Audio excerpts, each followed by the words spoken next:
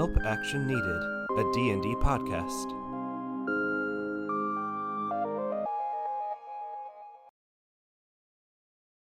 And welcome back, everyone. Again, my name is Sean Hardy. I am the DM for our podcast. I'll go ahead and let the players introduce themselves. Hi, I'm Kate Pizarchik-Johnson, and I play Nori.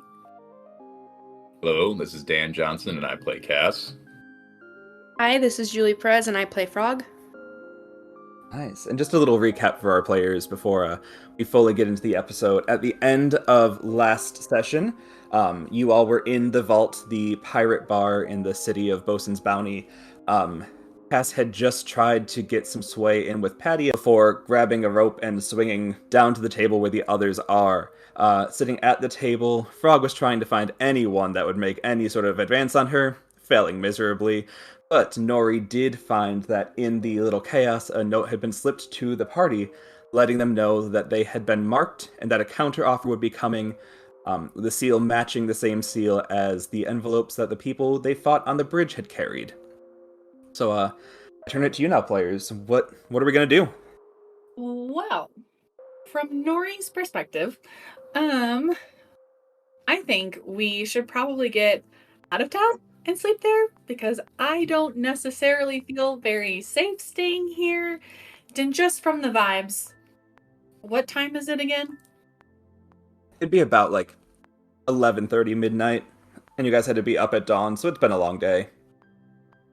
So I know that I'm tired, and Cass, you look pretty tired, and Frog, I'll gladly do whatever you would like. So that's just my opinion. We should probably try and stay out of town. Frog is ready to skedaddle out of town, because it seems like a rather sketchy place to spend the night. Okay. Yeah, I think you all are adventurers. You all have traveling equipment. So you guys are able to dismiss Midge, let her go back to the ship, make arrangements with her to see her in the morning. She'll continue acting as your guide. And you all go out of town, probably a mile or so for safety, and are able to set up your long resting camp for the first time. What do you all set up? What do you all bring to sleep on the road? Well, I know my pack so well. But my tent is pretty tiny, since I am 2 feet tall. And it's blue with some really cool sparkly swirls on the side of it. And then I think that's really all I brought with me. And I will also take out some of my ritual-esque things that I will use as a cleric, and making sure that I put my silver pine cone right in the center of it. That's what I'm bringing. I mean, how about you, Cass? What are you bringing? I travel relatively light. I don't think there's much that I really need. I'm just going to climb, I'm assuming where the trees are relatively large, yes? Yeah. Yeah, I'm just going to climb up on, I don't know, branch 5-6 feet up in the air and just sort of lean against the tree there. I'll try the rope I have around my waist in the branch in case, I'm uncoordinated and I fall, but I'm just going to chill up there for the night. Use my leather armor as a pillow since I don't wear it. Mm-hmm. Frog also travels pretty light. She's got her sleeping bag and her journal. She doesn't really care for tents too much, so she tends to not set it up as much as possible. But yeah, she stays warm with her sleeping bag. Nice. And are you all going to go to bed together, or do you think someone's going to stay up and keep watch in shifts of some sort? I was going to ask, from Nori's knowledge of just the area kind of in general, even if it's a little bit brief, but I know general safety things outside of town. If we were a mile outside of town, we would probably all be able to sleep soundly together, or would I know we should take watch? I think you'd be pretty confident that at least one person should be watching per shift. And I will suggest that maybe each one of us takes a little bit of a shift, so that way we all maintain our safety as a group, And I don't mind taking the first shift because, Cass, you look very comfy. And like I said earlier, you look just like a little sleepy. So, Seeing this, I'm going to just go further, just maintaining eye contact with Nori, go further up into the tree and just, Okay. as I'm out of eyesight, I'm not going to go super high. I'm going to take off my lantern and hang it and use bottled respite and go into it. Nice. Okay. Frog offers to Nori to take the first shift since she usually stays up anyway to write her letter to her siblings. sure, Frog, that sounds great. Before I do rest, I do want to do an investigation. No, perception. I like to roll perception to just scope out the area in general and see if I notice anything to let Frog kind of be aware, unless Frog also wants to do that as well, but just in case. Yeah. Go ahead and make it a survival check. Just kind of survey the land and make sure you know what's around you. I'm working on it. That's for 21. Nice. Yeah. You find a pretty solid lay of the land. In terms of things to warn Frog about, you're not too far from because where you're at, you are in like the little covey area, but you're not too far from town or the bridge. So there is still that main road along to your south, not too far from you, and also the ocean, which you don't suspect anything weird would come from there, but you know that there are like ocean creatures that are able to also just come out at night and like live on the land for a little bit and then go back in. So that would probably be what you'd alert Frog to in case she had any sort of hesitations about guarding a new area for the first time. Yeah, so I'll relay that information to Frog and then say, Frog, why don't you just wake me up for the second shift? Because Cass did like a weird thing, and so we're just gonna like leave him alone for a little bit, at least in my opinion. And so yeah, you can just go ahead and wake me up, and then I'll wake him up once my shift's over. Frog takes the first watch. Nice.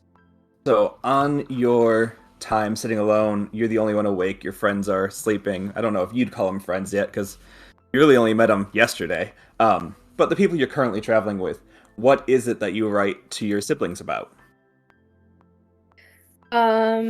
Frog will write to her siblings about the encounter that they had earlier today. I don't know. I guess it's past midnight. Yep, earlier today. Earlier today. And we'll share the information about all of the cool things that she saw while they were battling the bandits. Is that what they were? I guess. Bandits. And she'll probably say how she saw Nori and Cass obliterate some people.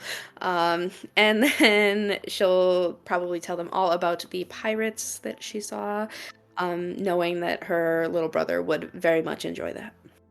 Nice. Yeah, and we'll say that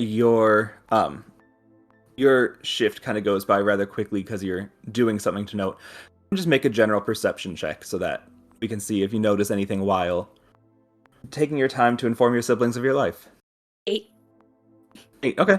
I think you're too engrossed writing to really notice anything big. But I will say you don't notice anything, like you don't notice any sounds of people coming near the camp. You don't notice any deviation in the sound of like the rhythmic repeating of the waves behind you. There's nothing big to catch your attention, but you can't be certain that nothing's moving around because you're too engrossed in your letters. But yeah, your shift passes without issue, and you're able to go give it to Nori. Frog will go over to Nori and just tap her very gently 3 times on the forehead, hoping that she wakes up. I'm a pretty light sleeper, so Nori would wake up. Thanks, Frog. I appreciate it. How'd the shift go? Good, I didn't notice anything. Solid. All right, well, I hope you have a good rest for the rest of the night, and I will see you in the morning. And Nori, as you now, in the middle of the night, are just kind of sitting alone in an area you know rather well. Your family's probably only 2 or 3 hours north of you. The area where your brother fell, probably within a day and a half's walk from where you're at now. What's your shift like? What are you doing? I am going to try and sit within my little ritual area that I have set up and take my silver pine cone, and pray to the god that I love so dearly. But then also keeping like one eye open, like one eye shut, and same with like ears, so to speak, in a weird way. Just trying to thank her for allowing us to come this far and for a generally safe journey, that we were able to destroy the monsters pretty well. So eloquently worded by Frog, though I didn't hear it. And then just ask if she has any guidance. And if like I get a general feeling about something, I'll just kind of hold my pine cone, and once I feel like my praying or ritual is done, I'll still hold it, but then I'll take more of like an active watch throughout the forest or general area. And so midway through your praying session, however you want to word that, Cass is just going to bamf back into existence and land back on the branch he was originally on, and just reposition his lantern above him and go back to sleep, not making any eye contact. And I'm assuming you've made noise, like it was like a thump. Yeah, I would have Right? Okay. fallen into the tree branch, yes. Just making sure, clarifying. Jeez. So then, noticing the sounds around me while like holding my pine cone and still looking around, I internally would have said, "Holy fucking shit, that was loud!" And then, done like a deeper perception, so to speak, of things around me for An investigation check. okay. The word for deeper perception is investigation. Perfect. How about intelligence? Well, I'm not very intelligent, so a solid 1. As in 1? 1. I'm not even sure you notice Cass falling into the tree. I think you're just so engrossed in like, I'm praying, I have my rituals, I'm keeping an eye open, I'm keeping an ear open, like you think you're doing it. No, you think you're doing a great job, but you're so engrossed trying to remember how to pronounce the name of your deity that it just doesn't work out. Fair. Anyway, in turn, can go ahead. I perceive anything? Because I'm much better at perceiving than investigating. Yeah, it's a couple hours. You can make a perception check too. All right, I'll make a perception check because I do a lot better with those. Oh, okay, it's 11. So Nice, okay. Yeah, it's 11. Yeah, probably like 20 or so minutes after this event happens with Cass, you look and be like, oh, he's in a tree now. Okay. Holy. But in terms of like your surrounding, you're a lot more aware of what like the soundscape of this area is than Frog. Even though you gave Frog the description, you feel pretty safe. You don't think anything's happening around you. Okay, solid. So then if nothing happens before the end of my watch, I'll make sure that I put my pine cone, and I'll probably pack up my ritual area into my bag, and then go mess with Cass if my shift is going to end without incident, but I don't want to assume. Mm-hmm. Yeah, you feel pretty good going. Okay. It's early now enough in the morning to be like, okay, I want to go back to bed. Cass, your turn. Okay, so how I realize that I am 2 feet tall. Logistically, can I get up to the tree branch that Cass is on? You can fly up. Okay, so I'm going to fly up and then perch at like the very end of his feet, and then try and stealthily take off his shoe, and then try and tickle the bottom of his foot to have him get away. Make a sleight of hand check. Cass, make a perception check at advantage. Hold on, slight. You're sleeping, but this is pretty creepy as fuck, and also... Where did my D20 go? What was I rolling? You said perception? Perception with advantage, and Nori just straight sleight of hand. Oh, I got a nat 20.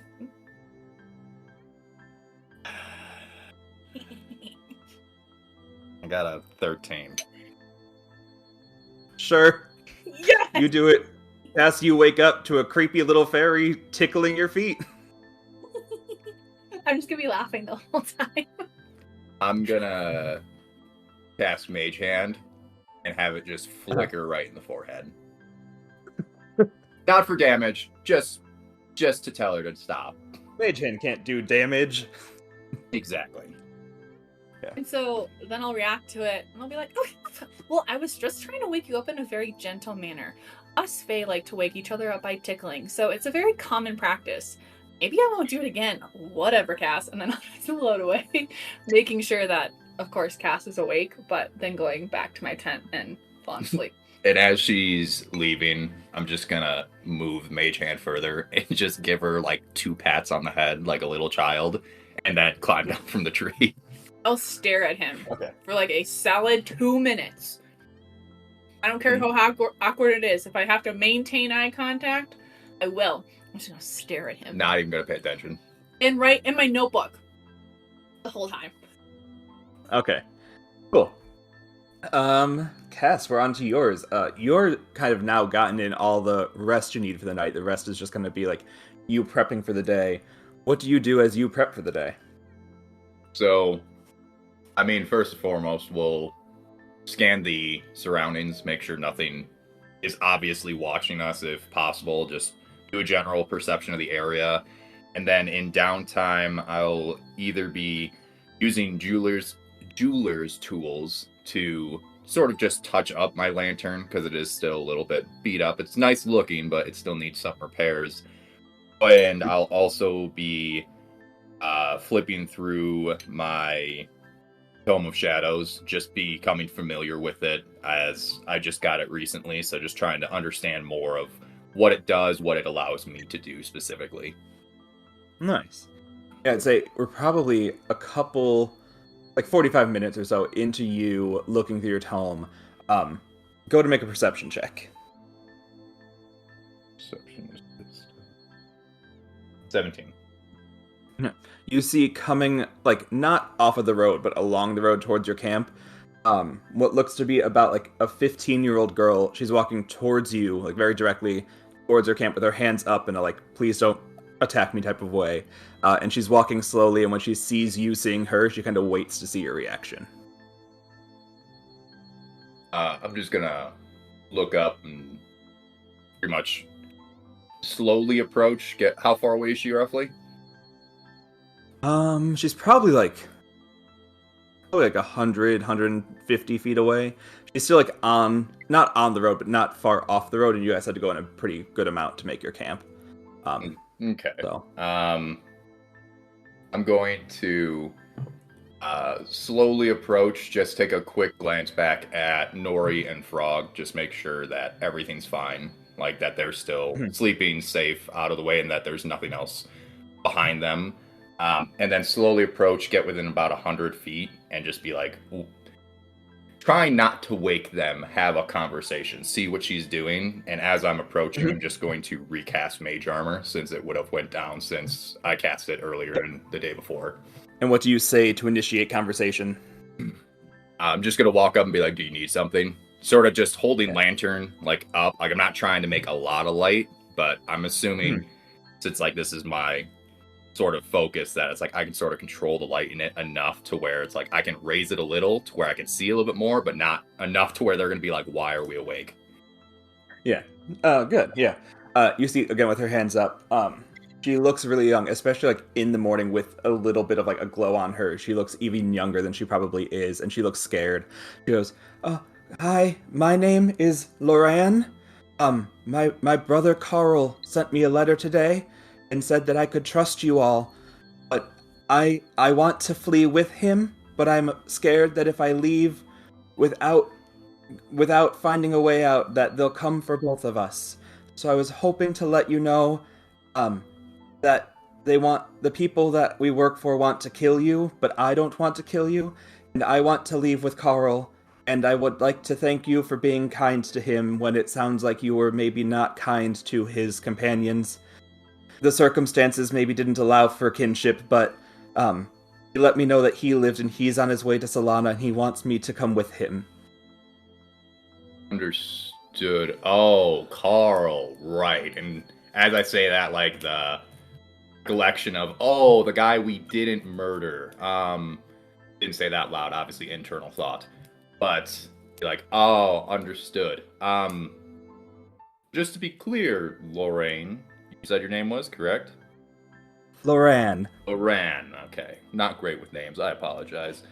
Uh, so is that you came here just to warn us, or did you need our help specifically? Like, what are you looking for? Well, I believe you were alerted last night that the association is going to try and propose a counteroffer to you. I want to let you know that the counteroffer is not in your benefit, and even if you went through with it, they're likely still to kill you. And I don't ask for help as I plan to leave myself, but I did want to let you all know that if you need any information before I flee town, the less that they remain, the safer my brother and I are. I wanted to thank you for giving us a chance by helping you with whatever you might need that I could provide before going. No, understood. Thank you. There is some stuff we would like to know. Would waking them up interrupt the long rest? Has it been long enough, or is it still too early? Yeah, no, it's like this would count as like the like light and stuff part of it. Okay. So they could be awake having this conversation. They might be tired, but it doesn't mechanically affect anything. Okay, I'm gonna go up to Frog and like gently wake her up, just like be like, hey, like someone's here. I want you guys to be involved in this. And then again, I'm just gonna mage hand and flick Nori in the head and just be like, hey, like you need to wake up really quick, please. Also, I'm going to sort of just like funnel them towards Lorraine. Ugh. Funnel them towards them and just sort of ask her, so who is it that you specifically are working for? And just reassure her as we're saying this that what she tells us will never go back to them. Like, we will not say, like, even if stuff gets negative, like, we're not going to bring it back to them by any means. Mm-hmm. She says, I don't know how much you know about the local thieves guild in Bosun's Bounty, but the surface level presents as your average run-of-the-mill thief guild. But at the higher levels, there's an assassination association run by Raken, and he's a man for hire who can get means done in a pretty advanced way. It's honestly a surprise that the contract on Miss Dolly has not yet been filled. But he has heard of... Well, first, when the party didn't return, feelers were put into the city and found that you all took out some of his men and are now aiding someone who's not on his side. And so he put out a hit on you as well. He works mostly for coin, so if you were somehow able to pay him more than he is currently being paid, I'm sure you could cancel the hit. But I don't know if there's anything more I can provide for you other than his name. If you would like, I can leave a map to his location hidden in a spot we can agree on. But I do plan to be fully out of town before morning rises. Do you have the map on you now? No, because we have not yet been told where the hideout will be today. Understood. No, I was just gonna take a quick glance back at Nori and Frog and just ask, like, is there anything else you guys can think of that we would need? In a very solemn look at Cass, because I am very fucking annoyed. He woke me up by flicking me. I'll give him that look, and then I'll look to Loran, and I will ask, here we go. Loran, so just from my understanding, Raycon, however we say his name, he is then being hired by another party to then assassinate Dolly, correct? So my brain's interpreting that correctly? Raken, and yes.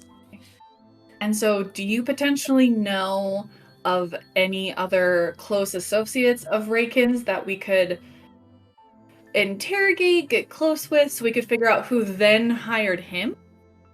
Due to the nature of his/our work, close associates aren't really commonly known, but if I were to estimate who would afford such an expensive hit, it would either be Captain Gillian or Captain Bryant, as they were the ones with the means that could sustain so many failed attempts. With each failed attempt, I'd imagine the price is increasing, and since the hits have not stopped, I imagine the money being channeled to them is from someone with a rather sizable account. Okay, perfect. Thank you. Og just looks at her and goes, "Did your brother learn any tricks yet?" I don't think so. He sent me a letter saying to leave town and meet him in Solana, but beyond that, I don't know what tricks he would have learned. Well, tell him that I say he better get on that. Okay. Just out of context, it's been like 12 hours. Yeah. And she has only had a written communication. Like, It's fine. yeah, Like, no, the point stands. As the point stands, learn some goddamn tricks. Go ahead, Cass. as I can tell that she's starting to get uncomfortable, just like realizing like, okay, like I came here to do what I did.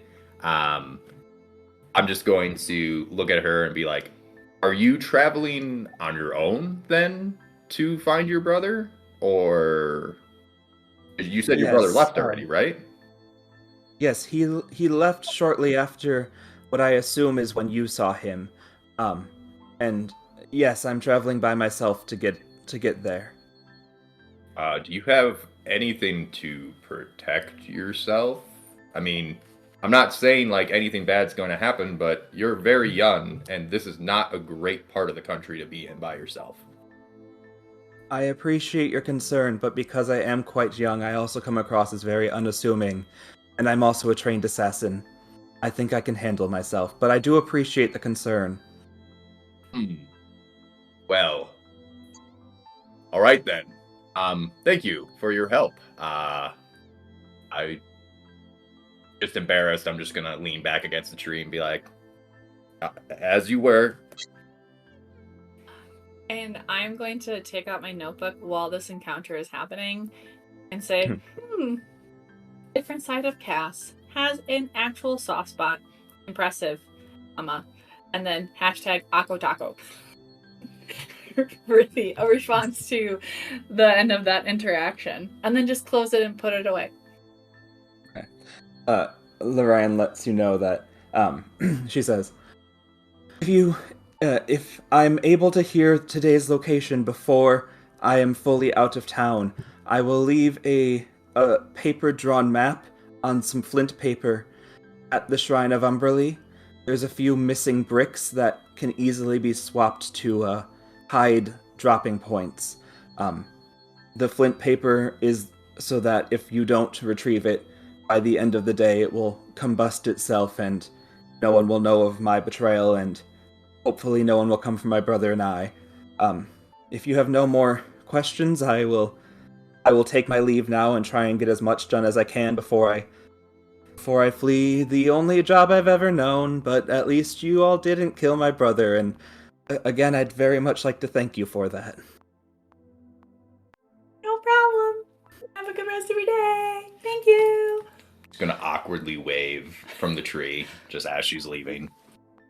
You just see, like, she backs up a bit, and then, like, seems to almost have, like, your light just stop affecting her entirely, Cass, and she's just off. Well, what time is it now, roughly? I know it was early, getting to be early. Yeah, it would have been around, like, 6 a.m.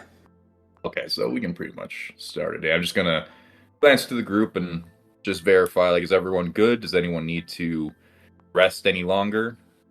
Unless we're told differently. No.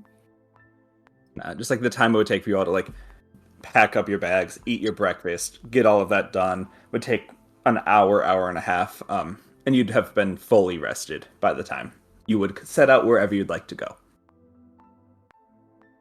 Perfect. So I'm just gonna pack up my stuff, get ready to go, and as I'm going through my belongings, I'm going to sort of be like quickly rummaging through my pockets, and then be like, oh, right. I'm just going to turn to Nori and just like put my hand out to her and be like, give it to me. I'll look back at him and I'll say, whatever could you be talking about, Cass? Gave you my coin purse in the bar before I left. Coin purse. I seem to remember such things, but maybe I would have a better memory if someone didn't wake me up by flicking me.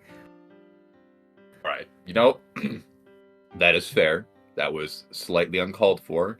You also floated into the tree I was sleeping in, took off my shoe, and tickled me.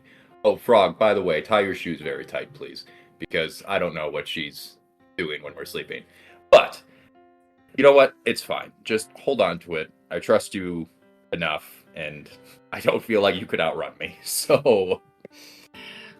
While he's saying that, I'm going to slowly grab it out. I'm just going to toss it at him to see if I can catch him by surprise. So whatever I have to roll for that, let me know. You're trying to just like slowly throw his purse at him? No, I want to slowly take it out and then like whip the purse at him. I think that would be another sleight of hand check, honestly. Oh, man. Okay. Let me see if I can do it. Nope. 18. What's your armor class, Cass, even with mage armor? 15. Yeah. You're able to hit him with it. Woo! And then while I'm like, it's releasing from my hands, I'll be, oops. And then I just want to note his reaction in my journal. So take it out right away. Want to tell me where it hit me exactly?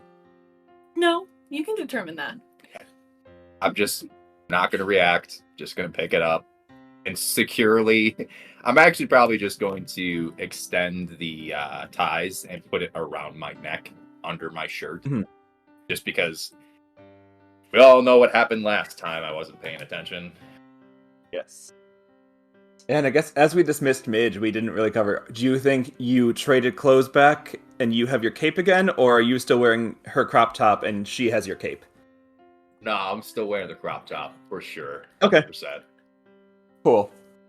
Nice. Well, we'll say that you all wrap up. You come to a little bit of a getting ready for the day. It's all ready to go. Who do you think you'd go in the city and talk to? If you go to the city, what are you doing? Maybe we should go find Midge. Yeah, probably a solid choice. I would say we probably should not try to grab that map too quickly. Give our associate enough time to actually find it and drop it in there for us. But before we get there, is anyone particularly stealthy? I'm just saying, I'm a relatively tall person, and I'm wearing a crop top. I don't think I'm going to be the best person to try to find this. Well, I mean, I'm just like a little A person, and can you jog our memories? Did I get like lots of stairs, or did like we in general just get? You got lots of notice, but it was because we stylized your failed check as you being so excited about history. You were running around making a scene about every building you saw. Okay.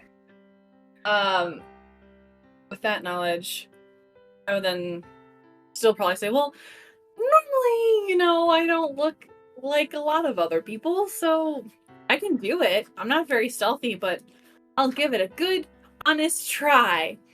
Yeah. And I'm just going to mimic the yeah as she does it. Just being like, yeah, group work. And then I'm just going to subtly flip him off.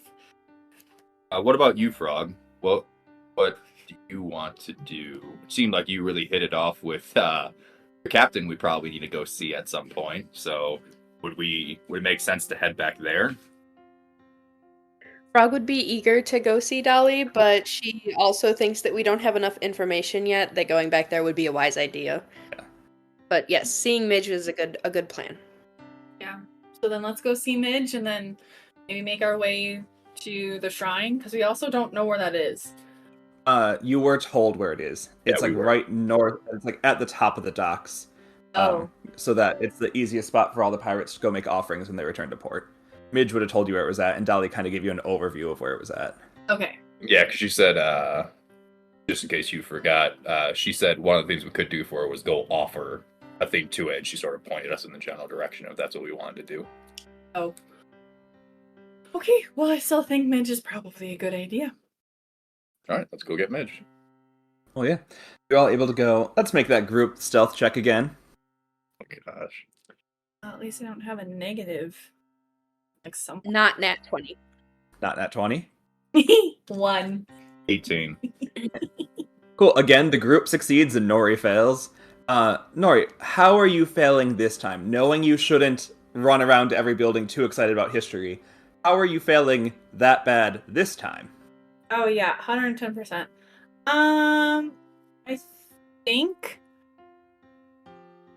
I think what's gonna happen is that Nori is used to sleeping a lot. And so the 6-ish hours of sleep that weren't consecutive kind of mess with her. And so it kind of feels like she's partially drunk this morning still. So she's kind of like fumbling her way through town while like partially falling asleep and not running into Frog, making sure she runs into Cass only. Okay.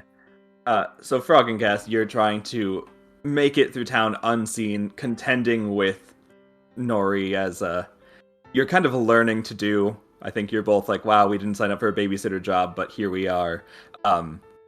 But luckily, you are both able to hold her in enough accountability. Cass, probably every time she bumps into you, you just like put a hand on the shoulder and make her walk in a straight line for a while, that you make it to the docks and find Dolly's crew easily enough. Maybe we should have Frog go first, since she seems to like you the most, even if we don't see her, just in case. Yeah, Frog heads in and asks for Midge. Yeah, Midge is, again, on the outer rigging. I think she was expecting you guys to come back, so she's just there ready and when you walk up. Oh, hi, good morning. It's glad to see ye again. How did you sleep? Did you sleep well? I hope no one invaded ye in the night, yeah? We were fine. We had a good night's sleep. Did you? Yes, but I also have a house here, and I have a bed and everything, and it was nice. Thank you for asking. I don't know if anyone's asked me that since I've left my family, but the crew's nice, but we don't ask if we all slept well. Nori's gonna take out her notebook and just like note this about Midge. And somehow figure out to do like another little gesture towards her later. But that'll come back later. Frog just responds and goes, I'm sorry to hear that, and pats her on the shoulder. Okay. Yeah, that probably is extra comforting coming from you because you're both halflings. Like, you are of her people being like, oh, you're not cared for in our normal halfling hospitality. So, your weight carries. Good job. As they're reassuring Midge, I'm just going to walk up, like, semi-seriously, like, probably towering over her, not intentionally, and be like, Midge, do you have somewhere in private we can go? If we can get permission to take ye on the ship, I believe it'd be okay to go to the crew quarters. If not, you know that Captain Dolly has her shed over there that she likes to host her meetings in. Perhaps we could do that, or if not, we could move amongst the streets and see if we could just you know blend in the same way people tend to do in the streets. As she says that, I'd just be like, Midge, it's just for me and you, and then I'm gonna like do the like show the crop top, be like, Midge, I need my clothes. Oh yeah, we can do that. You'll give me my shirt, I'll go change, I'll come back and give you your clothes. And that's fine. As she says that, I'm just gonna take off her crop top, trying not to rip it as I'm like taking it off like a full grown. For her, it's a regular shirt. Yeah. And Nori will take out her notebook and go, ooh, look at you, hot stuff, and start noting in there, and then put it away. Yeah, it probably only takes a minute or two for Midge to change. She probably doesn't even need to change. She had a fresh shirt anyway. She lives here. She comes back just with your coat and is able to give it to you. And then says, Did we have a plan for today? I know that I'm still tasked to help you in whatever way possible I can. So whatever we want to do, Midge is here to help. Oh, Midge, you're so awesome. it would be really great if you could help us. The first thing that we need to do is go to the Shrine of Umberly. Okay. That's easy. And then maybe we can tell you more on the way there. Sure. Let's go. And she's able to lead you off. The walk is only about 5 minutes, so if you want to tell her more on the way in like the SparkNotes version, you can give her the short version, or you can be like walking and talking slowly and giving her a more elaborate, whatever one you'd rather do. I go with SparkNotes. Because then the less she knows, maybe the less liability she would be to Dolly. I don't know, or just something I don't want anything bad to happen to her. Okay. So what do you tell her? We had some good intel come to us last night, and hopefully a little map will be here located somewhere in the loose bricks that will help us find out kind of the people we're looking for. I don't know how this came to be, but I am glad you were able to find information. And she takes you there. When you get there, you all see a large shrine. It's like a stack of really pretty and colorful gems embedded into rock. Like, you can tell that a lot of wealth has been put into this shrine.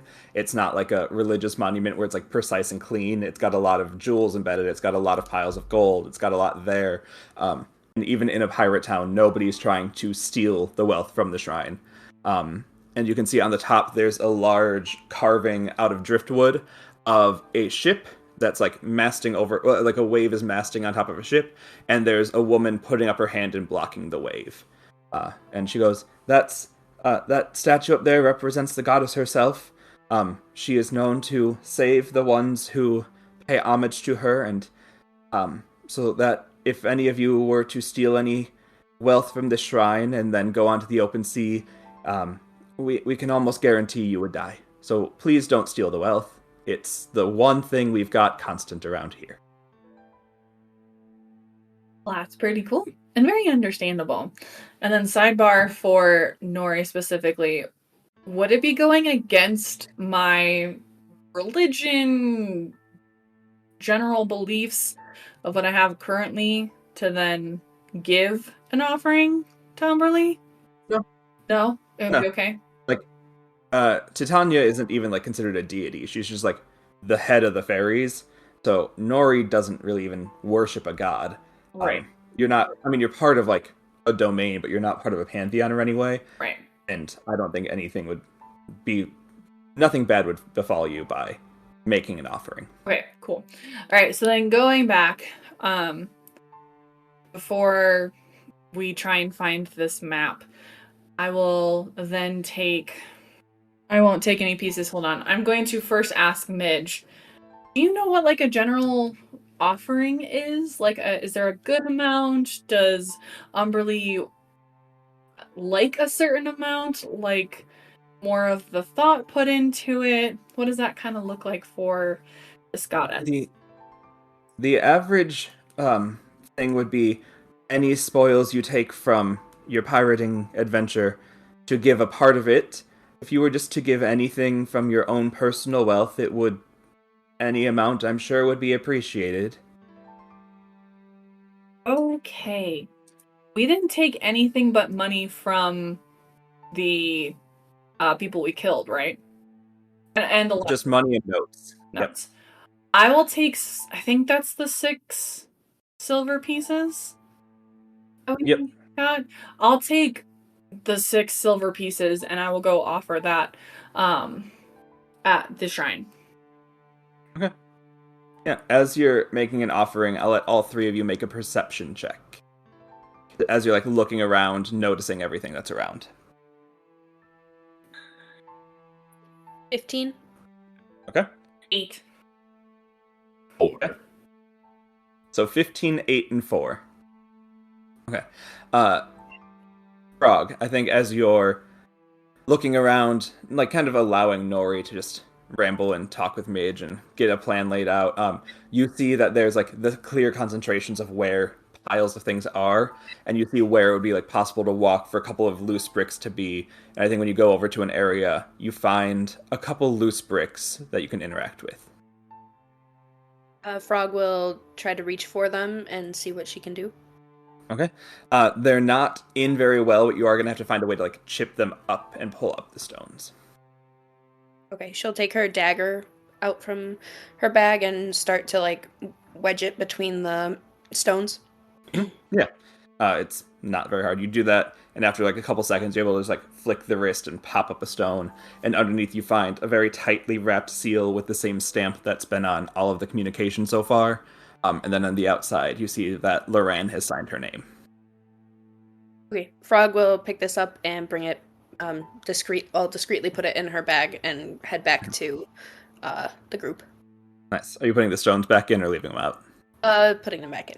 Okay. Yeah, as you are like holding the paper, you feel it's got like a very oily coating on it. Probably the description of how like the flames are able to like reignite themselves. You probably wouldn't want to put it too close to your spell book or anything. Just not wanting to put that oils across. So being careful of what you do with the scroll. But yeah, easily enough, able to hide it, bring it back to the group, and you have access to it now. Frog will share with Cass and Nori that she has what they're there for. And Nori will nod and give Frog a positive smile, because coming from the things that she's been able to feel from both Cass, but mainly Frog, maybe she should just keep her mouth shut about things. So we're just gonna nod and smile. Frog will also toss a few pieces of gold into the offering. Cass, you're just gonna stand there? You're not gonna do anything? I mean, from our conversation with Midge, it sounds like we as a group needed to provide some money. And it seems like you guys clearly handled it. Mm-hmm. Yeah. Typical man. Yeah, sure, yeah. whatever. That's fine. Go ahead. Write greedy in your little notebook. That's fine. No, very greedy. It's understandable. We don't know where we all come from. We haven't gotten to know each other that well quite yet. Just because you didn't donate doesn't mean that you are greedy. Maybe you just come from less financial means, right? I won't assume the worst out of you quite yet. I mean, he did get robbed last night, so that might be a contributing factor. Another good perspective taking. See, I wasn't going to note anything. Thank you very much, Mr. Know-it-all and assume it all. I think with that, you would all notice that Nori is converging on starting to start a scene. So Midge ushers you away from the shrine, and well, yeah, would take you to wherever you guys need to be. I think you would all not want to open it in public when you know that there are eyes somewhere in the city watching you. But wherever you want to go ahead and ask Midge. Frog would ask if it's possible to go back to Dolly's little shed area. I think that'd be fine. She seemed rather fond of you yesterday, and if you say that it's for purposes of the work you are currently assigned, I'd imagine she'd no issue allowing you into the communication area once more. Frog checks in with Nori and Cass to see if this is a plan they'd like to follow with. Yeah, I would agree. I don't want to open this around anyone else per se. And with that, I'm just going to sort of start heading back towards the docks. And Nori will also just shake her head and gladly follow along. Yeah, you all walk through. It's now that the day is getting later, it's probably, I mean, it only took 5 minutes to walk there, but we'll say that whole interaction probably took about half an hour. Some more crews are either coming into port or getting ready to leave port. There are more ship hands doing things. You're able to make it back through the crowd of people to Dolly's little hub. Midge runs up to see if it's okay and comes back and says, "Miss Dolly approves. You can go into the shed. Would you like me to accompany you, or should I stand out here? It seems rather sensitive." I vote that she comes along. I would agree. She can go with. I would say you three go in, and I will stay outside, just sort of making sure no one's coming up. as long as that's fine with everyone else, of course. That works for me. Yeah. Perfect. So Frog, Nori, and Midge head down into the little shed, and Cass will stand outside. Frog, when you get down there, the same setup is all still there. So you have that table that you can lay out the map on. As you unscroll it, it comes out to be about the size of like a standard piece of paper, and it appears hastily drawn. So it's not like a perfect location map, but it does give you enough of like this, like the town markings, and from Midge's description yesterday, like where different buildings are. And it seems like today's hideout is going to be inside of the church that they converted into a gambling hall. Frog will also I know that this is supposed to end it's going to move locations at the end of the day, but she's still going to make a note of it in her journal because she knows that this page is going to combust. For our general character knowledge, did we find out the name of the church? They just keep calling it like the gambling hall or the gambling center. Okay, they just keep calling it that. All right. I think from that information, Nori would ask Midge, would you potentially be able to tell us the general layout of the gambling hall in addition to kind of a similar scene, or if it would be a similar scene to what we had last night? Would people be rowdy? Would it be more of an intense environment where we should have our guard up even more? Can you tell us maybe some about that? Yeah, so this one's not as big of a location. It comes from what was, I believe, an elven church that they wanted to destroy all religious representation and decided to make it a gambling hall. In terms of rowdiness, it kind of depends on how much people are or are not winning. People are much more perceptive as there's lots of gold both on the table, in the pockets, and floating around the building, and it is considered a high crime to try and rob it, but that means nothing here. People try and rob it all the time. If you were concerned about your own safety, I'd say it'd be a little on par with where we were last night. Many of the same people will be there, especially this early in the day. If the crews are not going to sea today, they'd probably be trying to expand their wealth in the hall before the vault officially opens, although the vault's never closed, but it does technically have hours. But yeah, if you are trying to figure out the layout, it's got many tables. It's got many what used to be pews have been reconstructed into gambling tables. And then it also has a wall on the back that kind of, if you're wondering a faction, shows which factions have been doing the best that day, and kind of holds up like banners representing everyone who might be a part of the money moving for the day, if you will. Okay, cool. Frog pipes up and asks, will we be able to navigate it, or will we look like fools again? Have you been in a gambling hall before? I mean, as far as like the ropes and everything. Oh, this is not as big as a building. Okay. It's mostly a single story. Thank you. Then we'll let that fade. Cass, up top, go ahead and make me an investigation or perception check, please. You're choosing. Which means whatever one you suck, lesson. Good job, Kate. 16. 16, okay. I'll say that there's not as many people out on the streets as there would have been yesterday around your arrival time, so it's not as hard to notice. You see people that have a similar cloak to what Nori would have estimated she heard the night before, that aren't really interacting with anyone, but are just kind of walking along the docks, checking out like what people are doing. They look as though they're conducting official business of some kind, but they don't seem to have any affiliation with any one crew or another. I'm just going to sort of keep mental note of what they're wearing, if it's sort of specific to certain groups, and just try to keep track of that. Also, while they're in there, I'm going to sort of just monitor just the general public and get a feel for the clothes specifically that they're wearing, and compared to Mhm. myself, I think we said this last time, my clothes do sort of stick out since we're right. Okay, that's Mhm. what I thought. So I'm just gonna keep a mind of it, and then talk with the crew, the team about it when they emerge from whatever is occurring. Yeah, so what you kind of see, paying attention to like the populace and all, is that there are people like yourselves who are not from here that are here for a day or here to do something, but they're far outnumbered by people that take this town as like the port that they dock in. The dress of most people is not too far off of what Midge was wearing, so that like loose fitting wool or cotton shirt and then like the tight fitting leather pants.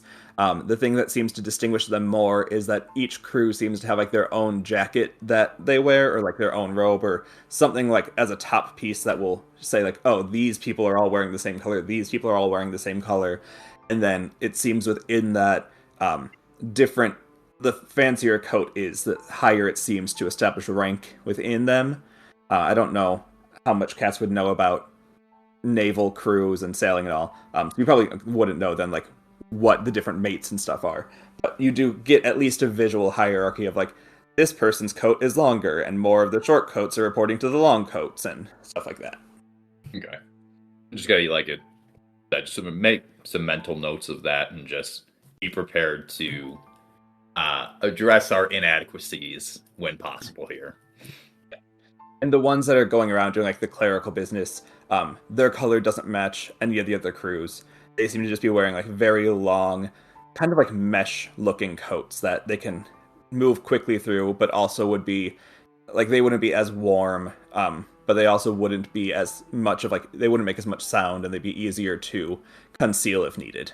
Then as we're sort of still sitting there, if I look up at Dolly's crew, can I determine like, what color they specifically are wearing? So they have like a off cream-ish color, and then the longer or more decorative coats have very similar black stripes to how Dolly's hair is striped black and white. It's like the higher ranking people match more closely to her hair. Interesting.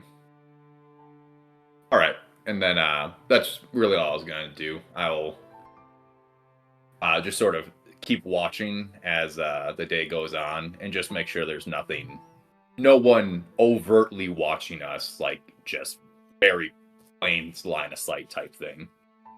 Yep. Cool. Back inside, we've got the three of you.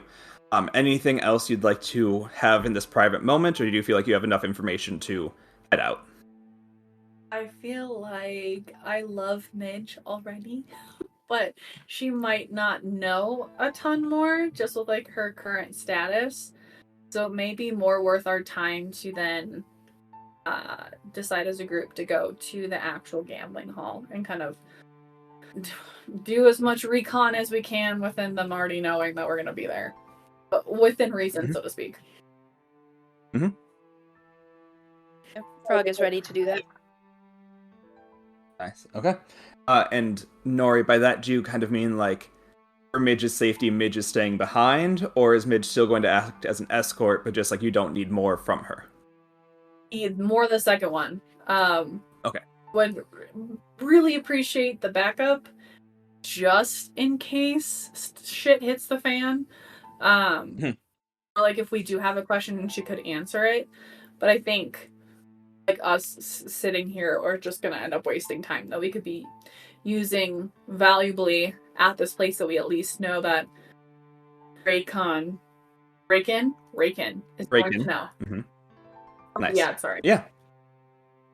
So yeah, you all will move the scene, are able to get out of this little shed, picking up Cass, walking and talking Cass any information you feel to share with the other two. You would have plenty of time to share as you all make your way to the gambling hall. And as we're making our way there, would I see any type of store that would sell clothing specifically? And just sort of, as we're walking, I'll offload what I sort of noticed to the group, being like, hey, right now we stick out like sore thumbs. Like Dolly's crew wears the cream with the black stripe, like as a general color, And then I'll sort of run through the other colors of crews I may have noticed while my time out there and just tell them we need to try to find a different set of clothes, not for anything expensive, but something neutral colored. Because we don't want to come across that we're with this group versus this group, that kind of thing. So would I see any shops that we could take a quick step in? Yeah, you wouldn't see any like clothing shops in that way, but there are a lot of fabric shops. Like you could go in and get like rolls of fabric that you guys could craft something out of, or even if you're just trying to make it more of a jacket, just like make a cape out of a color. You would have access to that. Okay. What do you guys think? Just sort of as we're walking, are we comfortable with what we're wearing now? No offense. It's like I know for a fact, like my clothes do not fit in with the aesthetic here. So if we need to try to blend in, we may want to try to grab something really quick. I second that with us walking. I think Nori will internally realize that she needs to tone her personality down just a little bit. And so anything that I can do or we can do to blend in a little bit more, at least for like the next day, I think would be really smart. So relay some of that similar information. Yeah. Frog feels like she fits in fairly well, but is still willing to go with to try to make the group fit in. Yeah, so you guys can pop in, get a color that's like not indiscernible from the others. Like you get a feeling that a lot of like the raw fabric is brought here and then made things like the crews dye them themselves to make them customized. But you can get enough just raw fabric for the three of you to craft what you need for about 4 silver. I'll pick that up on mine and I'll just sort of throw it in my pack and we'll sort of make our way out. I'll pick that up. And seeing that without Cass even asking, I will pull out her notebook and she will also write that very quickly. All right, and then sort of as they're walking, I'm just going to take a quick, real quick, I'm just going to go up to Frog and be like, Frog, you're good, right? You're comfortable clothes-wise, you don't need anything else? Yeah, Frog will say she's all good, she doesn't need anything. Okay.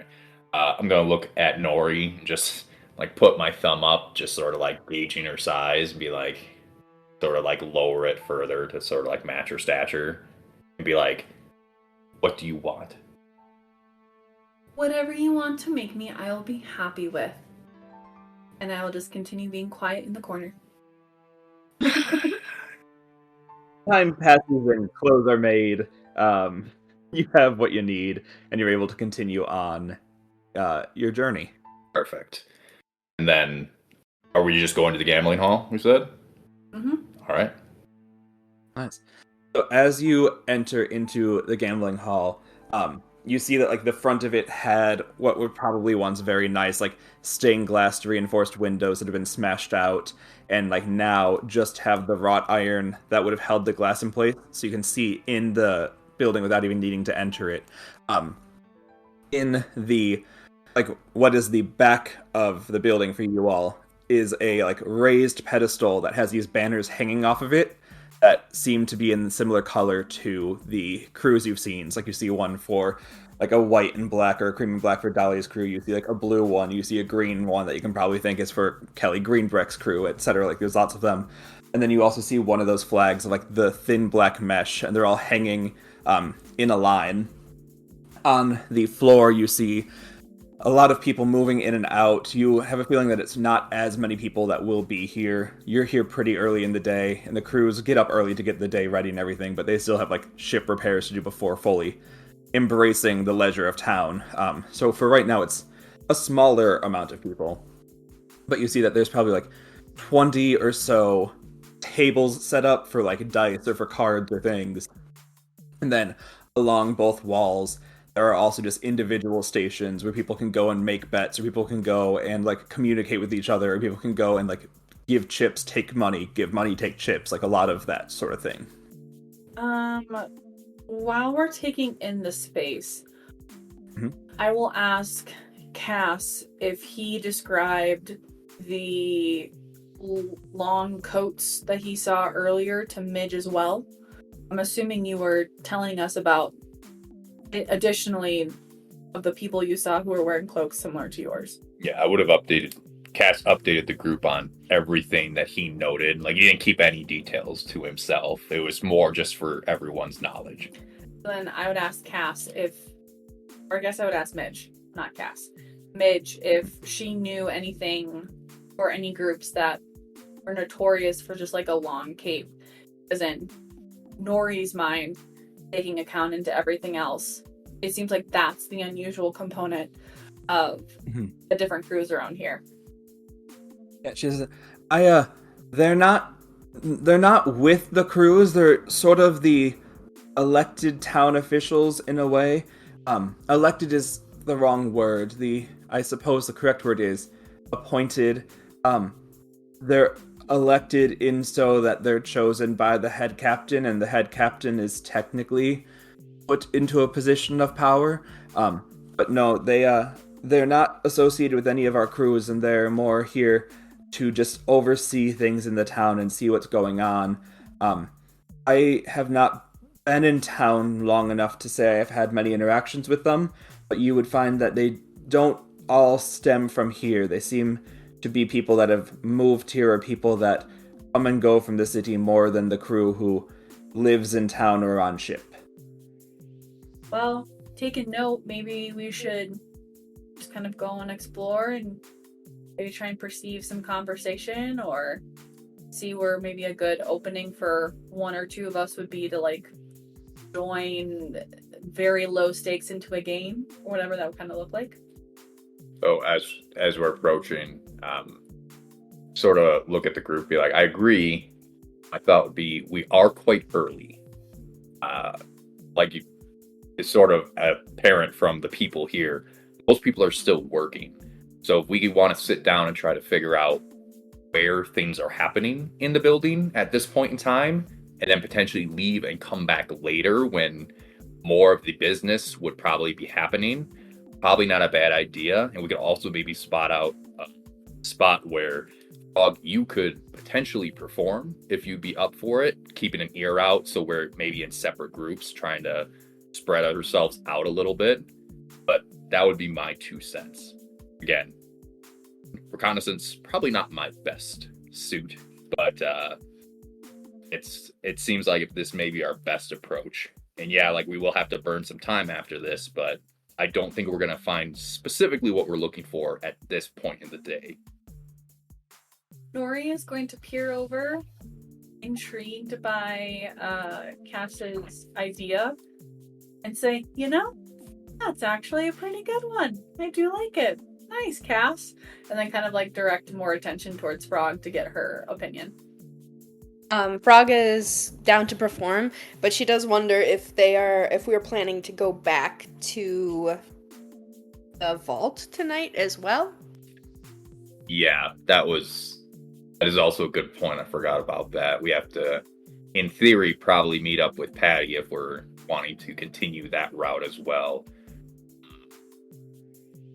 I don't disagree. We also have very unique knowledge in this moment, or in this day, that is, we know that this man is going to be here who is trying to kill Dolly, so it feels like we should spend a majority of our attention here trying to figure out what they look like, where they associate, how they associate, just because then if something happens where we can't interact with him today, maybe we can at least get to know what he looks like, what they look, or how they interact when they look, how they look when they interact. That's what I meant to say. In all of those different things as well. Whereas Patty's a good route to still go down, but maybe later in the evening, once we've kind of exhausted all of our options here. Yeah, that works. Frog is fine with that, but she just wanted to double check, so. Is that okay with you, Cass? Yeah. Worst case scenario, we can always write a quick letter, and I'm sure put a little coin in it and give it to Midge to deliver to them for the night, being like, apologies, we had something come up, and we'll meet you there at a different date, something like that. I'm sure we can I'm sure as long as there's coin and drinks flowing, they won't mind our absence from their presence. Again, very perceptive, Cass. I agree. Yeah, so you all are going to enter into the hall then. As you go in, like you said, there's not a lot happening, but there is still enough, and I think it gives you an advantage that there's not as much happening, that you can see the lay of the land. So everyone go ahead and either make investigation or perception based on what you're looking for. So if you're looking for like the lay of the land and like how things are moving, make it perception. If you're trying to find like specific sigils or specific signals or something that would relate to this guild, go ahead and make investigation. 18, and I will do that with perception. Okay. 7 for investigation. Okay. 9 investigation. Or, sorry, not 9, 19. I was going to say, you're rolling so bad for your intelligence stats if you got a 9. So 19, Yes. 7, and 17 for perception. 17. Okay. Yeah, I think, let's see. So, perception. As we're just going to agree, you find nothing. You do your best. You're in a realm, you're just trying to like point at like, this was there, this was there, this was there. You got so much street info earlier that it's kind of like clouding your mind as you're looking around a bit. But I think just having that street information is able to help with Nori and your just perceiving of the area. I think the things that would catch your mind most of how the, like what you just see as a blanket thing, is that there are certain people who seem to be going back to the same tables. Like you notice a lot of the people are like, oh, I'm going to try my hand at this table, I'm going to try my hand at this table, I'm going to try my hand at this table. And you're seeing that there's like certain groups of people, not distinguished at all by like cloak or color or anything, that keep returning to one specific table and keep playing only there. I think for you, Frog, what you would see, you got a 19, right? Would be that as you're looking around, there are people everywhere that are like sitting along the walls, like trying to trade in chips, trying to trade in things. And when Nori points out that some people are only playing at a certain table, you see that the people playing there tend to only be going to one or two of the traders along the wall as well.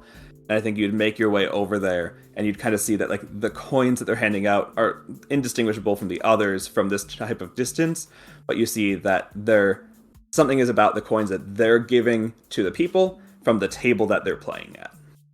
Can you just say the last part one more time? So the people that are playing at the table that Nori pointed out are only going to 2 different things, and while the coins don't look any different, they're being handled only by those 2 people. And it seems like it's doing, like, the handling of it seems like a different process than the other tables where they're trading them for chips and stuff. So yeah, that would be what you see, is just these processes happening. And I think you all would have been having this at the same time, so you all know what each other saw. You're able to help each other out with that. What does the space look like between that one table that people are going to and like tables close by? Like, do you mean, does the space look any different than the rest of the building, or? Oh, sorry. No, like if we were to be within proximity, not at that table, could we potentially listen in on any type of conversation that they're having? Yeah, there's enough tables close enough. Like, the building isn't that large that 20 tables doesn't make it not feel crowded. Sure. If you went to play at one of the other tables nearby, you would still be able to hear what's going on at the other. I'm going to suggest that maybe we go to one of the exchangers nearby. The 2 or the one that's just going to the specific table and exchanging that money. But go to one, exchange some money that's we can use or whatever, and then go to a table close nearby. And in theory, all of us play so we don't look too suspicious, but then try and perceive or listen as much as we can to that back table to maybe figure out an in if we would need one to go and try and play there. Yeah. So you're able to go. You get 10 chips for 1 gold. So you each hand over a gold and you receive 30 chips. And then going to a table nearby, you'd be prompted to play. You can wager as many chips as you want, and they're going to get doubled back at the game table, and it'll be a dice game. So you'd all roll 2d6, and anyone that beats the dealer's roll of 3d6 gets their money doubled back. Oh, goodness gracious. Well, knowing that, I think Nori, in her wise old age, is going to just bet 1 gold piece initially, but then like just kind of throw it near the wayside, or not near the wayside, but throw it quickly and then try and perceive as much as she can from wherever the extra table is. Okay. The other 2 bets? We bet chips, you said, correct? So Yep. Yeah. Okay. So and you said it's a 1d6 versus a 3d6? No, 2d6. You all roll 2. The dealer rolls 3. Understood. I'll put 2 chips in then, and Okay. just same thing. Try to keep an eye out for as much information as possible. Just curious, how are we sitting in this situation? Like, did we sit It's like by a each bar other, stool. or we are like, is someone next to me? There's 4 spots at a table. The 3 of you could fill them, and 1 spot's currently empty. Okay. All right, then I'll go with the 2 chips. Frog? Frog will put in 1 to play it safe. Okay. Well, I'll roll, and we'll see what we got to beat. I got a 16, Oh, Oof. wow. which So we can't yeah, I even got beat it. a 6, and a 4, so literally impossible for you all to beat. So you lose out on those chips, but go ahead and make a round of perception checks. 19. 10. 15. I didn't have 15. Okay. Cass and Frog, I don't think anything really catches your ear, but Nori, you hear that, like, as they're saying, they're playing the same game. Like, the game doesn't look any different. But you hear that whenever they roll, they're saying hit, and then whoever wins will give out a name, and a piece of paper is handed to them. Okay. I will try and share this with the group, but then put another bet down of 1 piece. 1, Yeah. whatever. If you're going to try and share it with the group, you're not at a small enough area that the other people won't hear you. Like, Okay, the dealer okay. would hear you. Nope, I'm gonna keep it to myself and try and Okay. continue perceiving. Cool. You're going to do another round then? Yes, but just only 1. I'll do another 2. 1. Okay. You gotta get a 14, which again, you cannot do, so you lose. But everyone go to make that second round. 13. 21. 16. Okay, nice. Nori still holding in strong with that ear. You see that, like, as they're doing it, that the piece of paper that they get given back seems to slip inside of the coin. Like, as they're handed the coin and the paper, it seems like they're able to roll the paper into the coin, and that would be the things that they're bringing back to the people at the trade. Want to do one more round? Yeah, Cool. I'll do 1. 1. 4. Okay. Or only an 8. Solid. Statistically, rolling 2d6 gets you a 7, so you just have to do slightly better than statistically. Frog got a 3. I also got 3. I got an 8. Nice. So, Cass, you get 8 tokens back. The others lose them, but go ahead and make that perception check again. 18. At 20. 15. That makes it like a 24. Cool. Good job. Not 2024. Frog, I'll say you're high enough too that you are able to help. Like, Nori's not saying this, but like, you can see her eye catching, and you're just an investigative person anyway. I think you could have caught your eye over towards that direction. I think on that nat 20 plus 4 for a 24, Nori, you would notice that it seems like once they're able to get a full 10 pieces of chip with name, that's when they take it back, and that seems to be what they need to get something from the dealer and move past there. So then once they get the 10 chips, they take it to the dealer, then they move on. Like they don't go back Yep, to the they table. seem to just leave the building. Are you gonna do one more round at this table? Past being oblivious is just gonna put 2 more chips in. Okay. Anyone else playing? Well, if I've noticed that like Frog has perceived something like this next round, I'll give her like a little nod of like, let's do one more, and then maybe like not head out, but head to a different part of the area that maybe we could talk in. Okay, cool. Last round. 11. 4. 3. 8. Okay, so whatever you all bet, you lose it again, and then I think Nori, you'd probably say, maybe we should go cash out or something, and I think your plan is able to go through fruition. Would it be a good idea for us to try and perceive again, or just? Yeah, you can do another round of perceptions. Yeah, I'll at least do it at least one more time. Yeah. And if you all want to as well, you're welcome to try again. Wait, that was Nat Cass 20. is not Plus- paying attention. I don't know where my D20 was. Cass So- is just straight gambling at this point. Ooh, I got a 19, so it makes it 23. And Frog, your total? Nat 20 plus 2. So we got a 22 and a 23. Very nice. Frog, you're fully up to speed. You have noticed everything that Nori did.